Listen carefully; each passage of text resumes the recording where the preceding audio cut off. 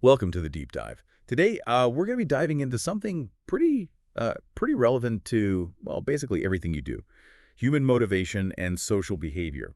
You sent over some really interesting research for this, and I'm already super curious to unpack it all. Yeah, it's a fascinating area. We'll be exploring how our drives and actions are shaped not just by our own goals and feelings, but also by our relationships and culture and even our evolutionary history.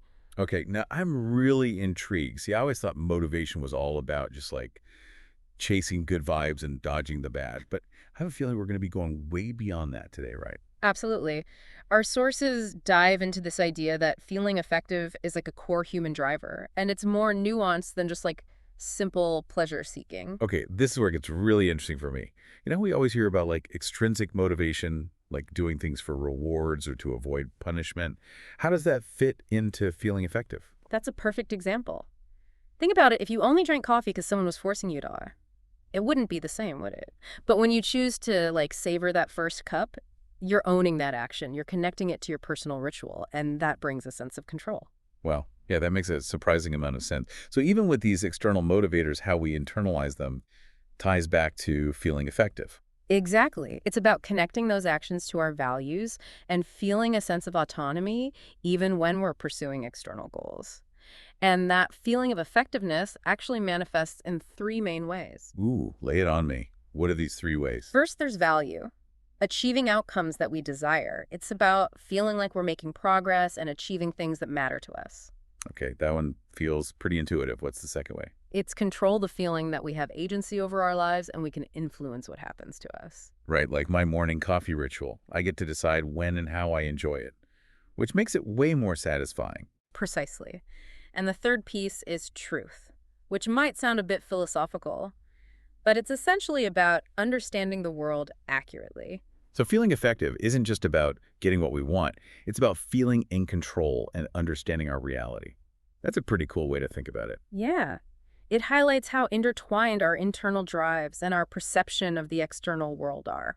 Okay, so we've got these three ways of feeling effective: value, control, and truth. But how do they actually play out in our lives? Well, let's consider a really fascinating example. One of our sources challenges this idea that only positive emotions fuel motivation. Wait, seriously, so you're telling me things like anger or frustration can actually motivate us? Yeah, it seems kind of counterintuitive, but research suggests that even negative emotions can trigger what's called approach motivation, meaning they drive us towards something rather than away from it. I guess it makes sense when I think about it. Like if I'm angry about something, I'm more likely to take action to change it. Exactly. That anger can be a signal that something important to us is being threatened, triggering a response to regain control or restore a sense of justice. Well, that's pretty mind-blowing. It's like our emotions, even the negative ones, are giving us valuable information about what we care about and what actions to take. So we've talked about those internal forces. What about the external stuff? How do our relationships and culture shape our motivations? Well, our brains are fundamentally social. Think about the groups you identify with: family, friends, sports teams, even online communities. Don't those connections shape your values and how you act in some way? Definitely. I mean, I definitely wouldn't cheer for a rival team's jersey, Yeah. right? But why is belonging to a group so powerful? Right. Well, social connection actually links back to those three ways of feeling effective. We find value in aligning with groups that share our goals. We find control through a sense of belonging and shared purpose. And we find truth by grounding ourselves in a shared reality with others. So it's like fitting into a larger puzzle, finding where we belong and contributing to something bigger than ourselves. Precisely. And this relates to a concept called reciprocal altruism, the idea that we're wired to cooperate and help others, even when it comes at a personal cost. Okay, I remember seeing that in one of the sources, but it kind of threw me off. Why would we help others if it means sacrificing something ourselves? It's fascinating, right? But from an evolutionary perspective, it makes sense. Cooperating increases our chances of survival as a species. If we help someone today, they might be more likely to help us tomorrow, strengthening the entire social web. So it's like an investment in our social network, Right. building trust and community that benefits everyone in the long run. Exactly. Cooperation leads to a stronger social network, which ultimately increases our chances of success and well passing on our genes to future generations. It's about building a sense of community that benefits everyone involved. I never thought about it that way. It's like that age-old saying, it takes a village. It's hardwired into us. But how does this tie back to those three ways of feeling effective? Value, control, and truth. Think about it this way. By cooperating, we increase the likelihood of achieving shared goals, value. We gain a sense of influence and belonging within the group, control. And by working together, we create a shared understanding of how things work and what's important, truth. So cooperation isn't just some feel-good thing. It's this powerful force that shapes our motivations and behaviors. Yeah. But it also makes me wonder, if we're so wired for cooperation, why do we still see so much conflict and division in the world? That's where things get really intriguing. Some research suggests that our brains might be using what's called coalitional psychology. We categorize people based on cues of cooperation or competition. Whoa, so it's like our brains are constantly asking, are you with me or against me? It's an oversimplification, but that captures the essence of it. This primal instinct to identify potential allies and rivals likely played a crucial role in our survival throughout history. So it's like our brains are trying to make sense of the social world by putting people into these categories. But how does that lead to things like prejudice? That's a complex question, and unfortunately, this tendency to categorize can have some unintended and harmful consequences, especially when those categories become oversimplified or based on superficial traits. Like, are you suggesting that this coalitional psychology might be linked to how we developed concepts like race? It's a controversial topic, but some researchers believe there might be a connection. It raises important questions about how we perceive and categorize others and the potential for bias to creep into those judgments. That is a lot to unpack. So our brains might be trying to simplify the social world, but that can lead to some pretty messed up outcomes if we aren't careful. It highlights the need for critical thinking and self-awareness. Just because our brains might have this tendency to categorize doesn't mean we're powerless to challenge those biases. This is seriously making me rethink how I view motivation and social behavior. It's way more complex than I ever realized. It's a fascinating area of study, and we're just scratching the surface. And it gets even more fascinating when we see how these principles apply to specific areas of life. Like, let's start with the legal system. Our sources highlight how understanding motivation and social behavior can inform legal judgments. Yeah, okay, that connection wasn't immediately obvious to me. How does that work? Well, think about it. Judges and juries aren't just robots processing facts. They're trying to understand why people do what they do. So, like, did someone intentionally commit a crime, or was it an accident? Exactly. And to figure that out, you need to understand things like bias, social pressure, and all those internal and external forces we've been discussing.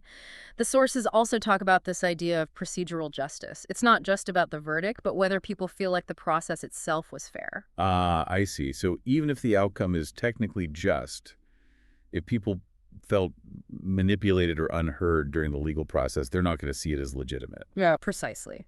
Perceptions of fairness can influence everything from people's trust in the legal system to their likelihood of reoffending. It's about more than just the letter of the law. It's about understanding the human element. This is seriously making me reconsider how much psychology is baked into law. Mm. Okay, so beyond the courtroom, where else do these principles pop up? Our sources also dive into organizational life. Turns out motivation and social dynamics are huge in the workplace. Well, yeah, happy workers are productive workers, right? Mm. Just keep the break room stocked with good coffee and everyone's a genius. That's part of it, but it goes deeper than perks. Leaders who get this stuff can create environments that foster intrinsic motivation, where people actually find their work meaningful and engaging, not just a means to a paycheck. Right. It's about finding that sweet spot where personal goals and company goals align. But how do you actually do that? Seems like some workplaces just drain the life out of you. Our sources highlight a few key things. Giving employees a sense of autonomy, like control over their tasks and decisions, that's huge. Also, opportunities for growth and development, so people feel like they're learning and progressing, not just stagnating. So instead of micromanaging and rigid rules, it's more about trusting your team, giving them space to shine, and helping them level up their skills. And don't forget the social side. Positive relationships with colleagues, feeling like you belong to a supportive team, these all contribute to job satisfaction, and you guessed it, feeling effective. Man, this is making me realize I need to chat with my boss about some of this stuff. Okay. But work's only one slice of life. Let's talk sports. I'm a huge fan, so I'm curious what the research says about motivation in that realm. Yeah, what's fascinating here is how athletes tap into both internal and external forces to achieve peak performance. Our sources delve into achievement goal theories as we're motivated by either mastery or performance goals. Could break those down for me. They both sound good. What's the difference? So mastery goals are about focusing on your own progress and development. It's about honing your skills, challenging yourself to get better, regardless of who else is in the game. So it's like that internal drive to level up, not just to beat everyone else. Exactly. Performance goals, on the other hand, are about proving your competence, outperforming others, and getting recognition. It's about winning, being the best, that external validation. Okay, I can see how both have their place. So are some athletes just wired for one or the other? It's more nuanced than that. Both types of goals can be motivating. What's interesting is that athletes who primarily focus on mastery goals tend to be more resilient. They see setbacks as learning opportunities, not personal failures. That makes sense. It's like instead of getting crushed by a loss, they're using it to analyze what they could do better next time. Exactly. That growth mindset is super powerful. While performance goals can drive ambition, they can also make athletes crumble under pressure if their self-worth is tied to always winning. This is actually really helpful to think about in my own life. I'm such a perfectionist that sometimes I get paralyzed by the fear of not being the best, you know. It's something we can all relate to. Recognizing whether you're more driven by mastery or performance and finding a healthy balance between the two is key in sports and beyond. All right, let's tackle the big one, politics. We touched on this earlier with coalitional psychology, but I know our sources go deeper into how these principles play out in the political arena. Yeah, our sources talk about how the needs for value, control, and truth, those core drivers of feeling effective, influence our political beliefs and actions in big ways. So it's not just about left versus right. There's a whole psychological layer beneath those ideologies. Absolutely. We identify with groups that share our values, we seek to influence systems that affect us, that need for control, and we crave a shared understanding of reality, even if that reality is contested. Man, it's like every election cycle is a battle for hearts and minds, literally. But how does this explain things like political extremism? What drives people to such intense beliefs and actions? Well, one key factor is group dynamics. When you join a group that shares your beliefs, those beliefs can become amplified. It's like an echo chamber effect. The more you're surrounded by people who agree, the more extreme those views can become. So it's like social pressure, but on a much larger scale. It's more than just pressure. These groups provide a sense of belonging, purpose, and validation, which can be incredibly powerful, especially if someone feels alienated or insignificant in other areas of their life. That makes me think about how online communities can sometimes radicalize people. It's like they find a sense of belonging in those echo chambers that they don't have elsewhere. It highlights how crucial those social connections are to our sense of self and how they can influence our beliefs and actions in profound ways. This is pretty intense stuff. But it also makes me wonder if group dynamics can fuel extremism. Can they also be used to combat it?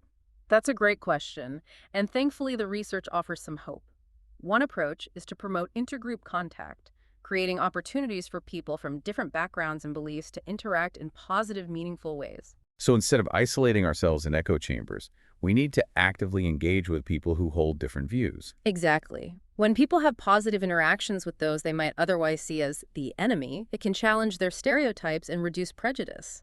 It's like that saying, you fear what you don't understand. Building bridges and fostering empathy seems crucial. And alongside that, promoting critical thinking skills is essential.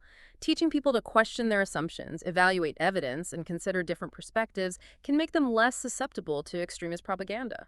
It's like giving people the mental tools to navigate a world overflowing with information, some of it deliberately misleading. But changing minds, especially when those beliefs are tied to identity and group belonging, seems incredibly challenging. Is there any research on how to do that effectively? It's definitely not easy, but there are approaches that show promise. One interesting line of research focuses on appealing to people's moral values, finding common ground, and framing issues in a way that resonates with their deeply held beliefs. So instead of just arguing facts and logic, it's about connecting with people on a deeper emotional level. It's about finding those shared values and using them as a bridge to understanding and potentially even changing minds. But it's important to remember that persuasion isn't about manipulation or coercion. It's about respectful dialogue and appealing to reason and empathy. Wow, this has been incredibly eye-opening. I'm starting to see how these principles of motivation and social behavior are woven into the very fabric of our society. It's truly fascinating how these concepts play out in so many different aspects of our lives. And speaking of which, let's shift gears to another fascinating application of these principles: the world of online gaming. Ooh, okay, this should be good. I've definitely lost a few hours or days to those addictive games. What makes them so captivating? It's more than just entertainment. Online games are like petri dishes for studying human motivation and social behavior. Right, seriously. So my late night gaming sessions are actually contributing to science. Yeah. I feel slightly less guilty now. Absolutely. Researchers are studying how these virtual worlds tap into our core psychological needs. For example, many games provide a powerful sense of competence. You get to level up your skills, master challenges, and achieve goals within the game. Ah, I see. It's like that satisfying feeling of progress and accomplishment, even if it's just in a virtual world. Exactly. Yeah. And that sense of competence can be incredibly motivating, especially if those needs aren't being met in other areas of life. Plus, many games offer rich opportunities for social connection. You join guilds, form teams, and collaborate with others to achieve shared Right. goals. It's like that sense of camaraderie and belonging that we've been talking about, but in a digital space. And that social aspect can be incredibly powerful, especially for people who might struggle with social interaction in the real world. Online games can provide a safe and supportive environment to connect with others and build relationships. So it's not just about escapism. These games are actually meeting some fundamental human needs. That's really interesting. But they can also be incredibly addictive, Ah. right? Is there a dark side to this? Like any powerful tool, there can be downsides if it's not used responsibly. Some games are designed to exploit our psychological vulnerabilities using things like intermittent reinforcement and fear of missing out to keep players hooked. So it's like those slot machines that keep you pulling the lever, Huh. hoping for that next reward. It's similar. And that can lead to excessive gaming, neglecting real-life responsibilities, and even social isolation in some cases. Wow, so it's like this double-edged sword. Online games can meet real human needs, but also have the potential to become problematic if we aren't careful. It highlights the importance of balance and self-awareness. Gaming can be a fun and engaging way to connect with others, challenge yourself, and even learn new skills. But it's crucial to set healthy boundaries and make sure it's not taking over other important aspects of life. That's a great reminder. Okay, Yeah. so we've covered a lot of ground here, Yeah. from law to work to sports to politics, even online gaming. These principles of motivation and social behavior are everywhere. It's truly remarkable how intertwined these concepts are with the human experience. And as we wrap up this deep dive, there's one more fascinating area I think we should touch upon: the impact of technology on our motivations. Ooh, okay, this is getting meta. We're using technology to explore the impact of technology on our behavior. I love it. It's a bit mind-bending, but it's incredibly relevant to our lives today. Our sources touch upon how smartphones, social media, and artificial intelligence are reshaping the landscape of human motivation. Okay, I can already feel my brain starting to fry. Break this down for me. How is technology changing our motivations? Well, think about how smartphones have become extensions of ourselves. They provide constant access to information, entertainment, and social connection. But that constant connectivity can also be a double-edged sword. Right, it's like we're always plugged in, constantly bombarded with notifications and updates. It can be totally overwhelming. And that can impact our motivation in several ways. For one, it can create a sense of information overload, making it harder to focus and prioritize what's important. I feel that. Sometimes I get so lost in scrolling through social media that I completely lose track of what I was supposed to be doing. It's a common experience, and social media platforms are specifically designed to capture our attention, using algorithms that feed us content tailored to our interests and keep us coming back for more. So it's like those slot machines again. Except this time the reward is a dopamine hit from seeing a funny meme or getting a like on our latest post. Exactly. And that can create a cycle of seeking external validation and instant gratification, which can impact our motivation to pursue more long-term goals that require effort and delayed rewards. Wow, this is making me rethink my relationship with my phone. Maybe I need a digital detox. It's something to consider. It's not about demonizing technology. It's about using it consciously and setting boundaries to make sure it's serving us, not the other way around. That's a great point. We need to be in control of our tech, not let it control us. But what about artificial intelligence? How is AI changing our motivations? This is where things get really fascinating. AI is already being used in various ways to influence our behavior. For example, personalized recommendations on shopping sites or streaming services are designed to nudge us towards certain choices. Okay. I've definitely been influenced by those recommendations. Sometimes it feels like those algorithms know me better than I know myself. It's a bit unsettling, right? But AI can also be used for good. For example, some fitness apps use AI to personalize workouts and provide encouragement, which can be incredibly motivating for some people. So it's like having a virtual personal trainer cheering you on and helping you stay on track. Exactly. And as AI becomes more sophisticated, we can expect even more applications that tap into our motivations, both for better and for worse. Wow, this is a whole new level of complexity. It seems like we're just beginning to grapple with the ethical implications of these technologies and how they're shaping our behavior. You're absolutely right. It's a rapidly evolving landscape, and we need to have thoughtful conversations about how to ensure these powerful tools are used responsibly and ethically. This is definitely a topic we could spend hours unpacking. But I think we need to wrap up this deep dive before our listeners' brains explode from information overload. I agree. We've covered a lot of ground today exploring the fascinating interplay of motivation and social behavior in everything from our personal lives to the broader societal forces that shape our world. And it's all connected. It's like this intricate web of influences, both internal and external, that shape who we are and how we navigate the world. It really is. And it makes you wonder, like, what does all this mean for us moving forward? As individuals, as a society, even as a species, grappling with all these powerful technologies. Okay, yeah. Big picture time. After this deep dive, I'm seeing motivation everywhere, and honestly, it's a little overwhelming. What are like some key takeaways our listener can actually use in their life? Well, first remember that motivation isn't this simple one-size-fits-all thing. It's about so much more than just seeking pleasure and avoiding pain. We've got those three drivers of effectiveness, value control, and truth that are constantly, like, interacting. Right. And it's not just about what's going on inside us. There's our relationships, the groups we belong to, even our evolutionary history, they all play a role. Exactly. So be mindful of those social connections. Hmm. Nurture the relationships that bring you a sense of belonging and shared purpose, because those bonds are incredibly powerful. And don't be afraid to really examine your own motivations, like what truly drives your choices. Yeah. Where do you find a sense of meaning and purpose? The more we understand those inner workings, the better equipped we are to create a life that feels fulfilling. Yeah. And it's also crucial to embrace the complexity of it all. Human behavior is messy and nuanced and constantly evolving. Don't shy away from the challenging questions. Keep exploring, keep learning, and keep diving deep into those things that spark your curiosity. I love that. This deep dive has been a wild ride, but in the best way possible. Any final words of wisdom for our listener before we wrap things up? You are significant. Your life has meaning, and you have the power to make a positive impact on the world. That's a beautiful note to end on.